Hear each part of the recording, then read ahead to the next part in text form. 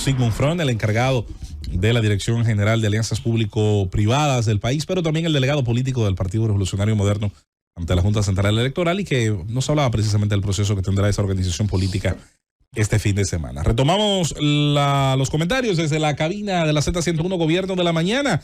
Damos los buenos días una vez más a nuestra compañera Julieta Tejada. Muchísimas gracias, José Luis. Ya a esta hora como que los saludos se sienten como fuera de timing, ¿verdad? Pero un abrazo a todos mis compañeros aquí en cabina, a don Bienvenido, a todo el equipo y al país, por supuesto.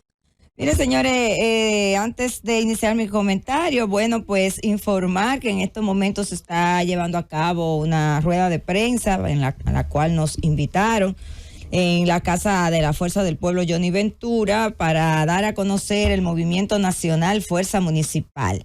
Así es que, no pudimos ir, nuestras excusas, ¿verdad? Porque estamos cumpliendo aquí con nuestra labor de comunicar desde la Z101, pero lo informamos al país. Yo también mis excusas porque fui invitado a esa actividad, pero obviamente por razones de trabajo no voy a poder estar presente. Miren, señores, no, porque a veces aquí llegan muchas invitaciones de todo lo que pasa en el país. ¿Por qué? Porque todo el que tiene una actividad quiere que la Z101 esté ahí. Muy pronto. Y que los equipos de trabajo de aquí de la Z también estén. Te tengo noticias. Ajá, tengo noticias. Dentro de un breve espacio de tiempo, eso lo vamos a medio solucionar porque va a estar alguien de nosotros ahí.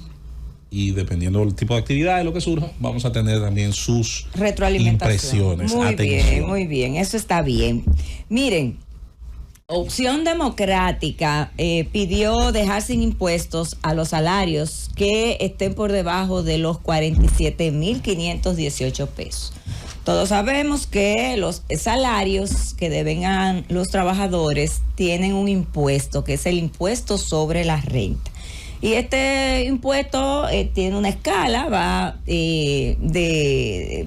cambiando a medida de que pues van los salarios aumentando. Al día de hoy, el tope está en unos 34.685 pesos. Es decir, que todo aquel trabajador que gana hasta 34.685 pesos está exento de pagar el impuesto sobre la renta. La propuesta de Opción Democrática es que se lleve hasta 47.518, y eso ellos lo plantean justo en este momento en donde ya se están haciendo los aprestos para conocerse el presupuesto que deberá de ejecutarse, aprobarse primero y luego ejecutarse en el periodo del año que inicia el 1 de enero del año 2024.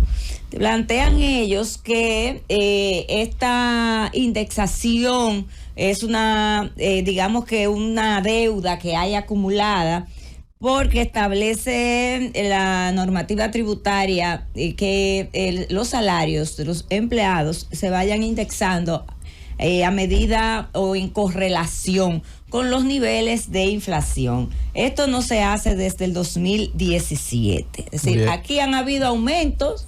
Ellos también establecen el tema de la canasta básica familiar, que ellos dicen que ya anda por los 40,000 y pico. Sí, ahí eso tiene mucho que ver con la inflación. Entonces, precisamente. Tiene que ver mucho con eso. Claro. Entonces, ellos están fundamentando su propuesta en estos elementos que decimos. La inflación tiene mucho que ver con el alto costo de la canasta de los productos básicos, que actualmente ronda aproximadamente unos 40,000 y pico de pesos, 44,166 pesos con 10. Es el promedio de la canasta básica familiar. Y si, por ejemplo, pues usted toma como punto de partida el salario de los 34,685, que hay que decir que la mayoría, la gran base salarial está por debajo de esos 34,685 pesos, pero cuando usted hace una simple comparación se da cuenta que definitivamente a los niveles en que ha llegado, o a los niveles a que ha llegado la canasta básica familiar, definitivamente que demanda de una revisión de los salarios. No necesariamente aumentar, porque aquí se han hecho aumentos. El año pasado se hicieron aumentos en los salarios mínimos, pero sabemos que cuando se aumentan los salarios, entonces se da un efecto de que el salario le cae atrás a los precios. Regularmente, cada vez que hay un aumento de los salarios, que regularmente son aumentos de un 10, de un 12, de un 15, un 20% en el mejor de los casos, eso se lo come entonces el aumento en los productos y en los bienes y servicios que la clase trabajadora tiene que pagar para poder vivir, para poder cumplir con sus necesidades básicas. Estamos en un momento muy, muy delicado, porque además hay que entender lo siguiente: hay una inflación que no cede. Las medidas que ha puesto en marcha el gobierno para tratar de, de alguna manera, bajar la inflación, en vez de lograr esa disminución en los precios de los de los productos básicos, ¿qué es lo que hemos tenido? Hemos tenido un aumento sostenido de esos productos. Todos han aumentado, todos.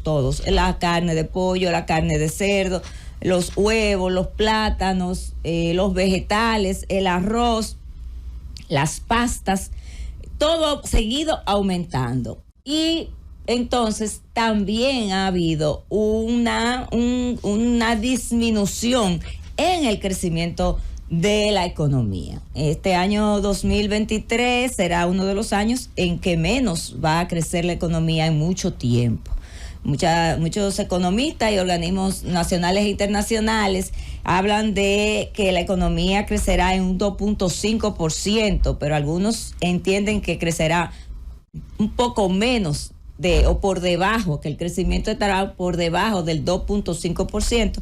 Y si tomamos en cuenta que las proyecciones de las autoridades era de que la economía creciera sobre 4%, entonces definitivamente que hay un efecto de las medidas que ha estado tomando el gobierno y las autoridades monetarias y financieras, que definitivamente no ha dado los resultados que esperaba el gobierno. Pero hay un asunto en ese tema que a mí me llama la atención. Yo no he escuchado a nadie, ni siquiera economistas de la oposición, diciendo que, por ejemplo, no hubieran tomado esas medidas, como era la de elevar las tasas.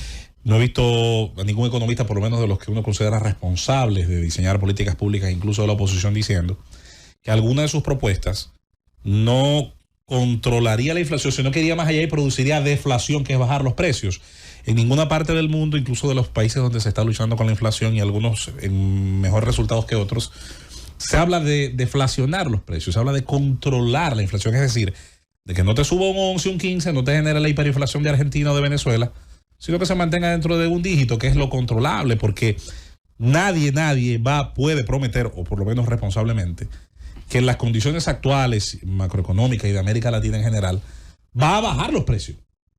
Porque eso no es fácil decirlo, obviamente. No, claro que sí. Pero traducirlo a resultados macroeconómicos es otra cosa. Lo que estamos diciendo es que definitivamente las medidas que ha puesto el gobierno, de manera especial las autoridades financieras y monetarias del país, para lograr bajar o controlar, como para usar el mismo término que tú estás utilizando, José Luis, controlar la inflación, no ha logrado ese objetivo. Pero al mismo tiempo, el crecimiento económico que se había previsto, se había proyectado que podía darse en este 2023, que superaba el 4%, pues tampoco ha surtido, las medidas que han tomado, ha surtido ese efecto. ¿Por qué? Porque lo que ha habido es un pobre crecimiento de la economía en apenas un 2.5% en el mejor de los escenarios. Terminar este año 2023 en un 2.5%. Eso realmente es un porcentaje muy por debajo de lo que ha crecido de manera histórica en los últimos años la República Dominicana. Y usted cuando trata de entender por qué se dan estos fenómenos, por ejemplo, bueno, pero es que la inversión también de capital ha sido muy baja. Entonces tampoco hay una correlación entre la inversión de capital y, por ejemplo, los préstamos que toma el gobierno, porque los préstamos que se toman tienen que ir de alguna manera relacionados con una ejecución presupuestaria que implique una inversión pública, una inversión en obras que dinamice precisamente la economía. Sin embargo, lo que estamos viendo es que hay sectores como el de la construcción, el mismo sector de la minería, que tenemos aquí a nuestra amiga experta Susana en ese tema, han tenido un crecimiento muy mínimo, muy mínimo. Entonces, en ese contexto es que viene a tomar, yo pienso, valor la propuesta que hace Opción Democrática, en el sentido de que lo que se debe en estos momentos definitivamente, y ahora que se está trabajando con ese presupuesto, es que el gobierno tome la decisión de indexar ese salario tope para que sea exento de impuestos y de alguna manera paliar un poco la situación de los hogares dominicanos, de la clase trabajadora, que no hay manera de poder satisfacer de manera, digamos que de acuerdo a lo que espera un padre de familia, poder llevar todo lo que necesita sus hijos, su mujer a su hogar con los salarios que en estos momentos están devengando, que quizá usted pueda decir, bueno, pero quizá este es el momento donde los salarios están más altos, sí,